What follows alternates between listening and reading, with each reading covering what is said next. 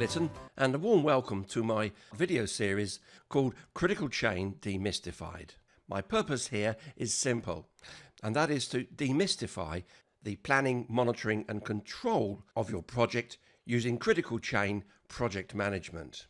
And right now you may be thinking to yourself that using critical path project management along with the associated project management techniques suits you just fine.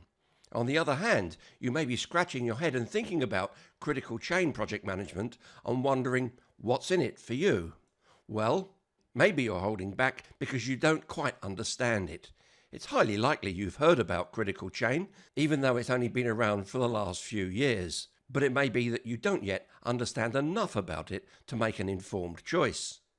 You may be unsure about what the benefits are of using critical chain project management as well as critical path project management. And yes, I do recommend you'll need both of them. And it might be that you're not sure how to go ahead and implement it in your current and future projects, as well, of course, implementing it across your organization. Don't worry, I'll answer all of those questions in this video series. Now, part 1 will be covering critical chain origins, looking at the difference between critical path and critical chain, some of the traditional problems that critical path has, as well as some advantages of harnessing and using critical chain. I'll take you through the critical chain method. I'll explain how you perform critical chain estimating, as well as scheduling the tasks as late as possible. I'll go into detail about the critical chain buffers, use of PERT estimates, and project level PERT. If you're not sure what PERT stands for, don't worry, I'll explain all of that as we go. Then in part 2, I'll be sharing with you some of the approaches you can choose to deciding on the size of the buffers. There's a technique called cut and paste, adaptive with density, there's the root squared error method, and the root squared error method using PERT, and finally there's estimating buffer size based upon resource tightness. Don't worry, I'll explain exactly what that means. And then I'll go on to share with you the approaches you can use to resolving resource conflicts. The final 4 might be of particular interest to you. The first, I'm going to share with you some ideas about buffer use when using a methodology such as Prince2. Then I'll cover the use of critical chain with Agile project management. Then we'll go into critical chain monitoring and control, how you can use it in practice to manage your projects, and the use of critical chain with the planning tool Microsoft Project. And my objective here is that you will want to use both, that is, critical path project management and critical chain project management. Indeed, when you see the advantages of applying critical chain to your traditional project management techniques, you'll wonder why you didn't adopt it sooner. So, that said, pull up a chair, pour yourself a strong coffee, and let's get stuck in. First of all, the individual concerned who created the critical chain method is Dr. Elihu Goldratt. I hope I'm pronouncing his name correctly. And he brought the world's attention to the critical chain method by writing, unusually, a business novel about it. And since then, many other individuals have built upon that and expanded some of his ideas to form the latest understanding of the critical chain project management method. And the purpose of these 2 videos is to take you through, step by step, in a structured manner, an overview of the techniques and approaches necessary. Now, the critical chain method originated from manufacturing, where the rate of production is set by any bottlenecks within the process. And bottlenecks are usually resource derived, and by that I mean human resource derived. You'll immediately start to see that using traditional project planning, monitoring and control methods, that resource limitations also are a bone of contention within your project. So starting off at a fairly high level, step 1 would be to form your initial schedule within a Gantt chart, for example, as shown here, which leads to step 2, including deriving what the critical path and critical chain actually are.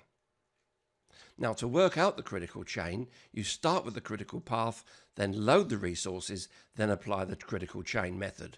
That's saying it very simply, of course. And you'll recognize this as being a Gantt chart with resources assigned to each task or activity. In other words, at this juncture, the project is loaded with resources and you have a schedule in place. Step 3 is then to apply the critical chain method, and I'll explain that to you very shortly. What you'll discover is that a buffer is added at the end of the project. There's a buffer for any key milestones and key points that feed the critical path. So put at its simplest, critical chain is a resource-leveled, buffered critical path schedule. Now, if you are fairly familiar with resource leveling, then you'll see that thus far, apart from the use of the word buffer, there isn't much different for you creating a Gantt chart with loaded and leveled resources. It's the buffering plus, as you'll learn, the estimating and the way in which they're scheduled, which makes this entirely different to what you may be familiar with. You'll know from your existing experience that resource constraints on the project can often change the critical path. However, using traditional approaches, such resource constraints aren't reflected in the use of the standard critical path. You would need to identify them behind, if you will, the resources, or use another view, such as a resource usage view. So what I'm describing here as a buffer, think of it as padding. It's a task, if you will, with a duration, but there are no resources loaded on it. So stay with me.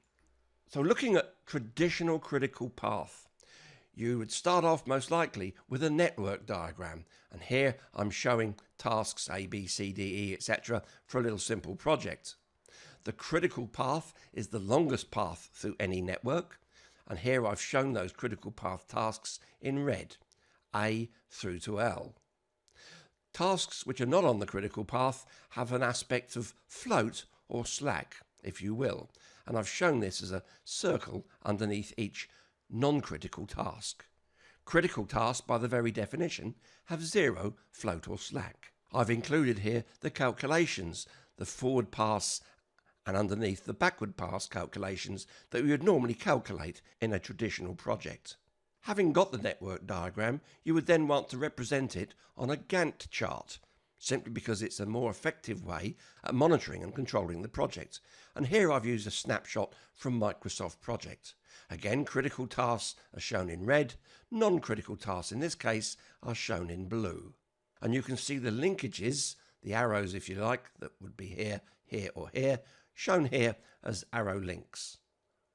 The next step after that is to look inside, if you will, this view and determine the situation of the resources.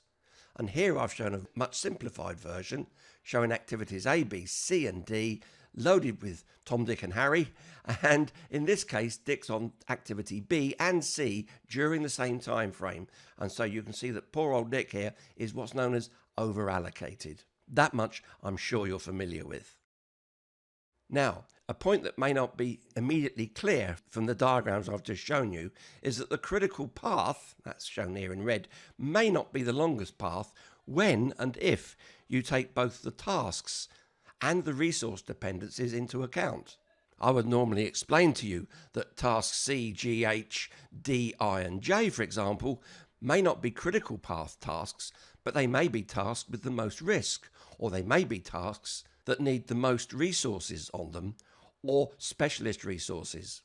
In other words, particular named individuals, but you wouldn't get that information by looking at either a network diagram or a Gantt chart. You would, however, notice it using some form of resource usage view that I've simulated here. Yet we know from experience that projects are often doomed to failure simply because of limited resources, or that resources are being overused at key points in time. So it makes a lot of sense to convert critical path types of views and approaches into critical chain, and that's exactly what we'd want to do. Another interesting point that comes out of critical chain is that some or all of the critical chain tasks will not be on the critical path. In other words, take yourself back to this diagram here. We can see the critical tasks here, but what if task G was asking for several people who were also working at the same time, let's imagine, on task E? You couldn't see that from here. So when you consider the critical chain versus the critical path, you may find there's more activities that are, by the very nature of their resources, involved and form part of the critical chain. More of that coming shortly. Now, another key point that Critical Chain has solved, if you will, is that if you wish your project to come in on time, you want to have accurate estimates for the durations of each of the activities or tasks. And traditionally, you would tend to pad the estimates, and hence the duration of the individual task will be slightly higher. However, who does this? Well, whether it's you, the project manager, and the team, who needs to manage it is you, the project manager. However, the resources own and control the padding when it's built into a task. Imagine that you'd agreed in planning that a certain task was going to consume 10 hours worth of work. Yet at the time of estimating, everyone agreed that it would probably only take 8 hours. To be sure that we could keep on track, we padded it with an extra 2 hours to make it 10 hours. Now the plan is being implemented, and guess who's carrying out that 10 hours of work? It's the resources. And of course, human nature being what it is, you tend to use up the 10 hours, forgetting all about the fact that you should be able to typically do it in 8 hours or less. So the resources will simply use up the padding whether or not they need it. This problem is compounded because now they will take the 10 hours, and the tasks that need to happen next will have to wait until that task is finished. Whereas if they'd have only used the 8 or maybe only 5 hours to get the job done, then the succeeding tasks could have started earlier, but they won't. So there's an amazing benefit to not in fact padding the tasks or activities themselves, but to pad the schedule.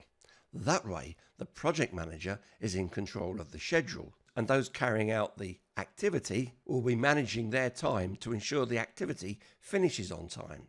When we talk about padding the schedule, we'll be padding it with something called a buffer, and there's more than one flavour, as we'll see shortly.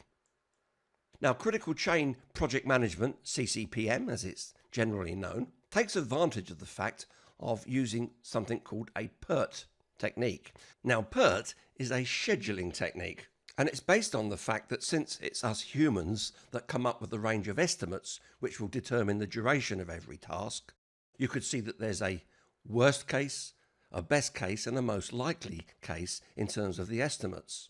And I'll show you exactly how that's calculated shortly. So if you looked at the worst case, the best case, and the most likely case, and plotted them as a distribution, much as I've shown here, this would describe the range of possible values and shows which values would occur are most likely. So showing time on this axis here, you can see that a really safe and hence highly padded estimate would be over here, and a best case would be somewhere around here. So instead of padding all of your estimates to the maximum, you could get away with normally about half in terms of duration and or work of each estimate. The rest could be seen as safety time or padding on behalf of the team doing the work. However, there's a few other problems that occur here.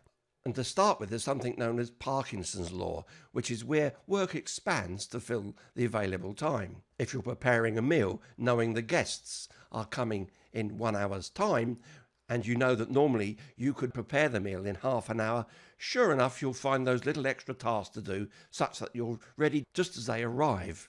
That's Parkinson's law at work, and it applies equally in the workplace. There's something also known as the student syndrome. And if you've ever undertaken any studies, such as maybe a degree or at college or wherever, you'll know that when studying for the exam, you tend to leave it till the very last moment. There's a very natural, hardwired reason for this that we have to overcome, and it's that people only start to work in earnest when the completion deadline is near. I remember the first year at university, all I did was drink in the students' bar and did very little work at all. But as exams got closer, I would be cramming desperately up till midnight and beyond. This also has an effect when people carry out work on tasks or activities. If it's got to be done by tomorrow evening, close of play, and you feel that you could easily do that, then you won't do too much today. But come tomorrow morning, you'll make a decision to start working hard, in which case it's a combination of Parkinson's law. Work expands to fill the available time, as well as you only getting really serious as the deadline approaches. Something called Murphy's Law, what can go wrong will go wrong, and this acts against us when we take these first two aspects into consideration. It means that if you are applying the student syndrome, then what goes wrong usually occurs very close to the deadline, where you've got no time to fix it. The other problem that can occur in the workplace is multitasking.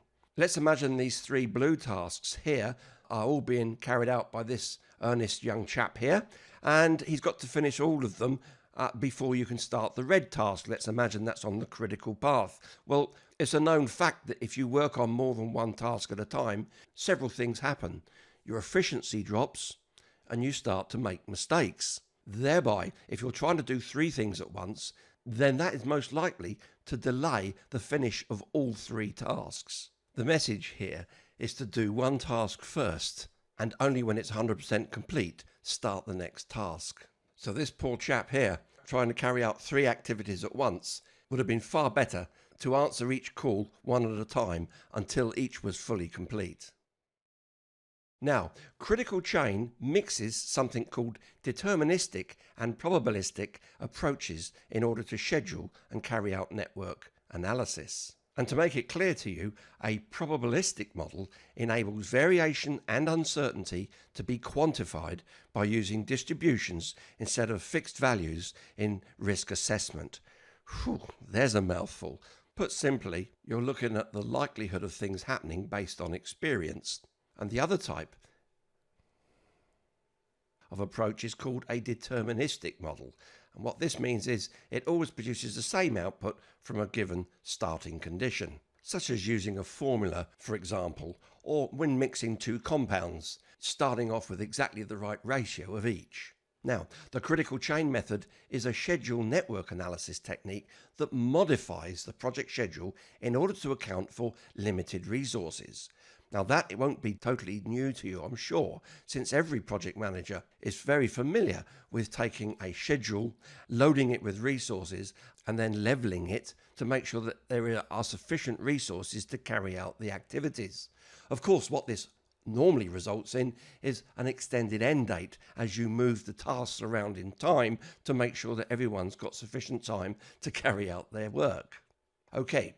So what we need to do is get out of the bottomless pit of what many projects still continue to do. If you look at the latest statistics for successful projects, you'll still find that they are dismally low, even though project management has become quite a mature method for delivering projects. So the problems which you'll have heard of already is, why is every promised date missed? Why do we continue to miss deadlines? Why does this happen time and again?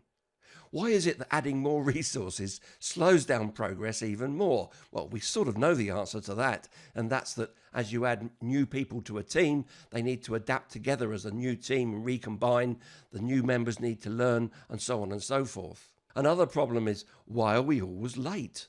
What is it about the nature of projects that mean that even tasks or activities, work packages or stages always seem to come in late despite our best efforts?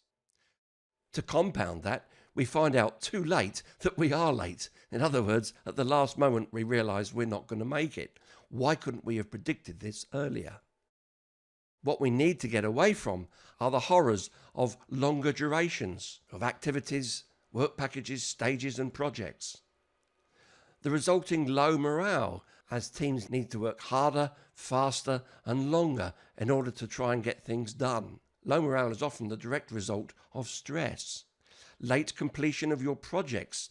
Time and again this still occurs. And lower quality. We don't deliver everything that we promised to. Again, it's a matter of panicking to meet end dates and delivering what you can at that time in an uncontrolled manner. Over budget, because we're late and because we're working long hours and because mistakes are being made, people burn more hours and more cost. And hence projects come in over budget. Very often it's on rework because of mistakes or errors. So we know that each task we carry out within a project has uncertainty. That's the nature of the beast, if you will. We know that usually folks will pad in some form of safety margin, often 100% more for each task, assuming all of the worst things that may happen will happen, such as late delivery of critical components or the availability of other resources or problems or errors in the creation of whatever it is that the task is doing. Therefore, tasks are overestimated. Put another way, they're estimated at least often up to twice as long as they really could be. And these safety margins that we put in by overestimating tasks are often wasted, simply because later tasks are not ready to take account of tasks coming in early. This becomes a self-fulfilling prophecy. Let me give you an example of a parcel delivery company. And let's suppose that their marketing folks want to get out a new marketing message to help show how effective and efficient they are and why you should use their delivery services. So they did a study over a period of several days, and they counted, let's say, delivering a parcel from point A to point B, and they measured how often certain timeframes could be met. And here you can see that most of the deliveries made it by day 5. Some went a little over, some went quite a lot over, some went under. Very rarely, occasionally, you could actually deliver one of these parcels in about 1.5 days. But sometimes it took nearly 9 days to deliver it. So this is called a distribution. And if you were head of marketing about to put out a new advertisement to all your customers, what would you promise? Now, with a parcel delivery ranging from 1.5 days to 8.5 days, you'd love to say 1.5 days, but you'd know that that would very rarely happen. If you said 8.5 days, that would seem slow, and you know that you would often do it far quicker. So, as a safety margin, what delivery time could you guarantee to a customer? Well, we can see here that most of the deliveries are done within 5 days. So the average performance is 5 days. Now, I don't intend right here and now to tell you what the marketing director decided to put in their marketing materials, but clearly most of the packages get delivered within 5 days. The reason I've shown you this is it's an example of a range of distributions. In this case, simply parcel delivery lead time. But it might be the number of work hours needed to carry out a certain activity within one of your projects, in which case you could use this same range or distribution to come up with a more realistic activity duration. Hold that thought as we continue. So let's have a look at the advantages first of critical chain. It's a fact that 80% or more of critical chain projects are completed on or before their planned date. Now, I don't know whether you knew that data before now, but I find that amazing. It begs the question, why on earth, as a project manager, would you not want to learn about critical chain and start using it as soon as you can within your projects? Critical chain projects finish on or close to budget. Now, there's a winner right there. I'm sure the owners or shareholders of your business would love to know that their investment is producing exceptional results.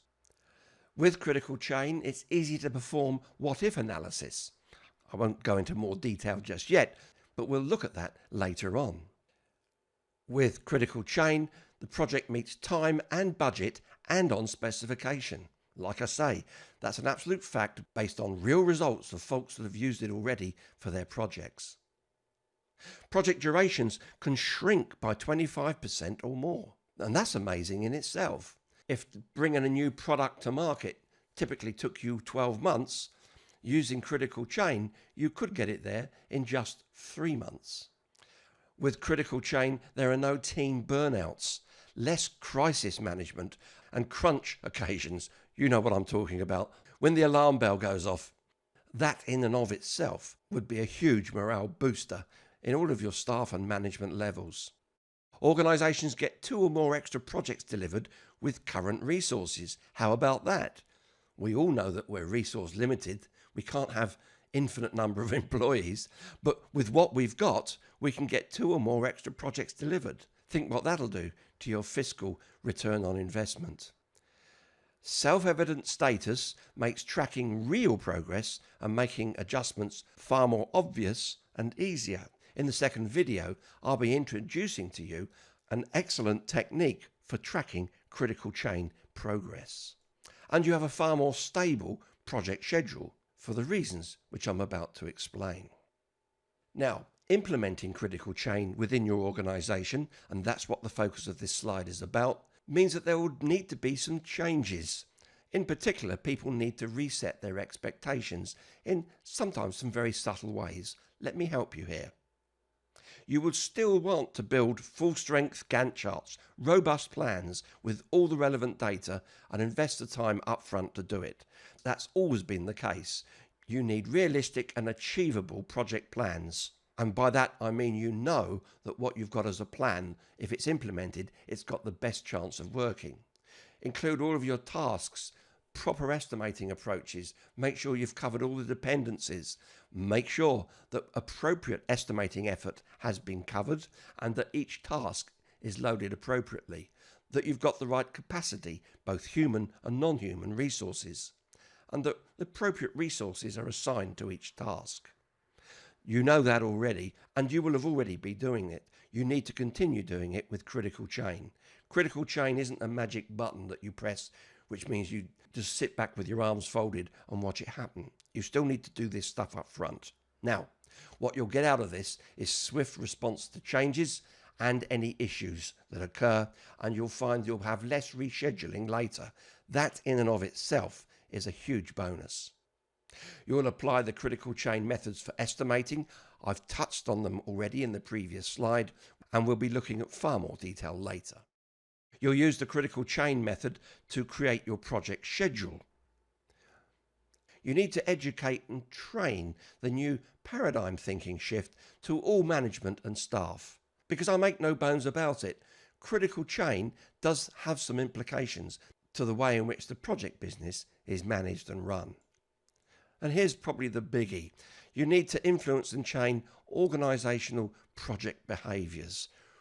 Yes, that's a biggie, isn't it? You need to be able to teach and use modified methodologies, most likely, that harness the power of critical chain. Some of your policies and procedures will need to be updated. The way in which all staff at all levels estimate, the mindset needs to be changed. For the better, I might add. And how you manage risks will also need to be modified. I've already said that critical chain helps in bringing swift response to changes and issues, so you can expect change management to change as well. I've put etc. because, quite frankly, this can't be an all-inclusive list. There will be other aspects that you'll need to change within your organisation.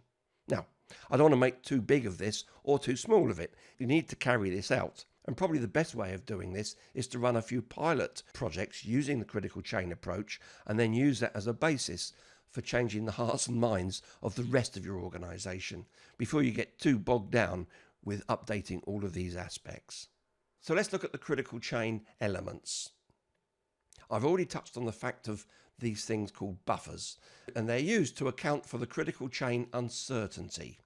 I've used a little symbol here of a shock absorber here that you might find on a car, so that buffers, in the same way as a car going over a bumpy road with its ups and downs, the shock absorbers make the passenger's ride a lot more comfortable. Well, in a similar way with critical chain, you'll be using these buffers to absorb the bumpy road of tasks and product creation. Now, traditional projects, as I've said, pad each estimate. Now, they may not do that explicitly, but certainly at planning sessions, when task estimations are being determined, padding will occur. So here I've shown a task buffer, if you will, of padding in each of them. And that is the traditional way in which projects are estimated and scheduled. The difference here is that in critical chain, we do not pad the activities. Instead, we add a project buffer, which consists of this piece, that piece, and this piece. In other words, you take the padding out of each task and you put it in one task. This one task, called a buffer, does not have any resources. It merely has a duration. And I'll show you exactly how we use this and other buffers shortly. You see, along the critical chain, paths feed into the critical path, and these use what are known as feeder buffers. Okay, now I've shown all these as red, though it could be this is a non-critical part of the schedule, in which case where it joins the critical path, you put in a feeder buffer. Okay, so you'll expect to see a project buffer and a feeder buffer at key points. How many there are, of course, depends on the network diagram. Now, traditionally, when you are managing using just critical path analysis, the project manager will be managing the schedule by using the float and slack of non-critical tasks. As you know, by definition, a critical task has zero float and slack. and it alone determines the end date of the project, whereas non-critical tasks do have an amount of float or slack. By the way, these are two terms which mean in effect the same thing. However, critical chain manages the remaining buffer. So this is like your store cupboard, if you will. And if any of these aggressively estimated tasks take longer, you would take a similar amount out of the project buffer, thereby protecting the end date. That's this one here, you see. And you have something called a resource buffer. I haven't shown it anywhere other than here, and it's really just a trigger, an alarm bell, if you will. It's an alert to set a few days before a task begins to indicate resources needed to perform that task. You would tend to put these on resource critical points, where, for example, this task here shown in red might need to have a large specialist team assigned. Then this resource buffer would be used. Of zero duration, it's just a trigger, if you will, to indicate that this is a key point and you need to have your resources ready. So in essence, there's only three types. There's a project buffer, there's feeder buffers, and there's a resource buffer. That's all there is. However, using them, I will need the rest of this and the next video to show you. So let's have a quick look at critical path versus critical chain. Now, you can see here that I've got an invented schedule here with tasks, and the yellow ones shown here are the critical path tasks. Okay, I've actually shown feeder buffers in. It doesn't really matter. What I want to make the point here is that these would be critical tasks, and these, by the very nature of their durations and linkages, would be non-critical tasks. Let's assume you have one specialist. We'll name him John for the purposes here. Here's dear old John. He can only do one thing at a time, and there's only 24 hours in a day. You can almost hear John saying that, and he'd be quite right too. So the critical path on this has been calculated as shown. And we can see here that task F, G, L and M have all got John on. So clearly, John's going to be a busy lad. Let's now then see how this might look with critical chain. You see, dependencies can be the result of a path, that's the linkages here, or the result of using a common resource. In this case, it's a resource dependency. So feeder buffers may change their position where they are within the schedule, and their size, by the way, depending on where the resources sit. We'll see that in the second video. Assuming the task durations contain safety time, that's the padding I talked about earlier. In other words, task A might be down for 10 days duration, whereas the specialist team said aggressively they could get that done in 5 days, but let's make it 10 just in case. So assuming the task durations contain safety time, which they will traditionally, then the buffer size is about 25% of the lead time. But be careful about that term, because I'll be talking about 50% later, and I'm going to explain very carefully why that's changing. But assume these are traditionally estimated tasks, then the buffer will be about 25% of the lead time.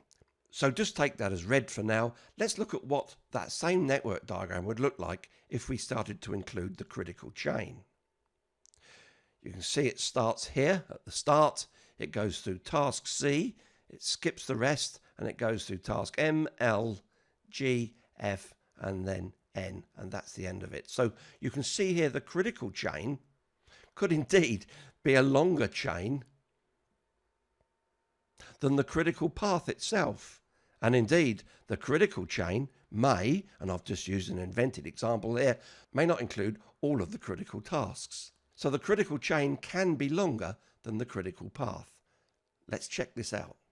What you'd want to do is to make sure that all resources working on critical chain tasks are protected. They do not get assigned any other work, no unrelated work to the jobs they're doing, and no unrelated meetings. It's interesting that if you've looked at Agile or Scrum as two other project frameworks, if you will, the whole heart of Scrum is that you have an empowered team that get on with nothing else but the main task in hand. And the role of the project manager is to make sure that they don't get interrupted. So there's some aspects of that here too. Limited resources, or bottlenecks if you will, we make sure that in critical chain that work is scheduled around their availability for maximum efficiency. In other words, we shift the tasks or activities so that they are available when needed on those tasks or activities. That in and of itself you may not find particularly different to traditional resource leveling. All duration estimates are aggressive. Now, there are several terms that may be used here. I would traditionally use things like best case, most likely case, and worst case estimates. So a worst case estimate would, in my terms, be the longest estimate. In other words, this is the longest this task could take if everything went wrong, like you had delays and so on and so forth.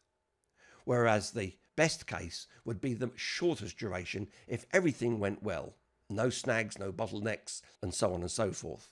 So you could call aggressive estimates the best case. In other words, everything goes perfectly. We could do this in just 2 days rather than 10. That would be called an aggressive estimate. So in Critical Chain, teams are asked to give the duration that has a 50-50 chance of being met. Do you remember this diagram here when we looked at the normal distribution? Choosing 50% is where we would aim for. And why can we do this? Because we're not going to pad the tasks, we're going to use the buffer. This is used to protect the activities that, for whatever reason, don't meet their aggressive estimated end dates. Now we know about non-critical tasks, they will have float or slack. And as a result of that, any particular task, and I've shown the same one here in 2 situations, has an earliest start and an earliest finish, and a latest start and a latest finish. I've shown here, okay? And the difference between here is called float or slack.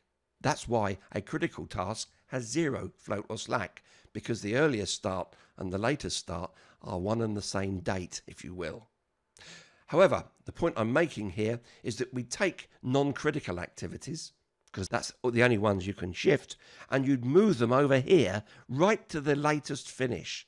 So you start as late as possible, just in time, if you will, and you finish as late as possible. Okay? So we've done 2 things in this slide. I've talked about using aggressive estimates, taking all the padding out, if you will, and also pushing the task to happen as late as possible. That, in and of itself, does sound rather risky, doesn't it? But it's not, as we'll learn. Also, critical chain management can be used on a portfolio of projects to ensure delivery of vital projects within a whole organisation. So what I'm going to show you in terms of a project, I must say a very simple one, you could expand out and to look at baskets of projects or portfolios of projects or programs. But I suggest your organisation should do this on projects first to make sure that it's understood fully. Now, so the problems with critical path scheduling, I've touched on a few already, but one of them is that critical path scheduling assumes low uncertainty in project schedule dates, just based on the history of projects in your organisation and across the world. We haven't got a very good success rate in projects coming in on time. If you will, the risks of duration slippage and increased spending has a fairly high probability. We know that the critical path scheduling technique, if you will, does not consider resource dependencies. Yes, I know you take those steps to find out and carry out resource leveling, but you'll be using critical path as your main monitoring and controlling data, if you will, to deliver the project. And traditionally, that does not look at resources within each task. You'd have to do that in a separate view, if you will.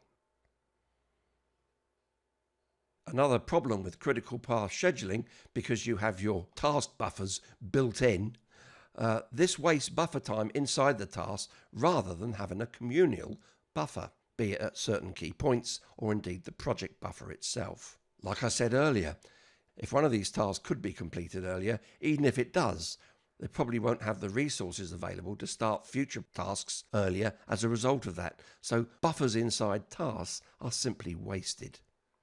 Now, the critical path can change during project execution. And yes, a project typically may have more than one critical path, but that's not my point here. I'm merely saying that you could have a critical path covering a certain number of tasks from beginning to end, and partway through, as a result of progress or lack of it, or resourcing, you could find that the critical path would change to one or more different tasks than originally planned. And touching on that word deterministic again, a deterministic model always produces the same output from a given starting condition. And of course, critical path scheduling assumes deterministic task durations, which means they're very inflexible to change, as I'm sure you've already discovered in trying to limit the number of changes proposed. In traditional critical path scheduling, there's little focus on risky non-critical tasks. Once a task has been called non-critical, one assumes it's safe, and therefore, even though it may have higher risk or specialist resource needs or very technical activities occurring within the task, there will be little focus on that, and it's those types of things that could cause a project to fail.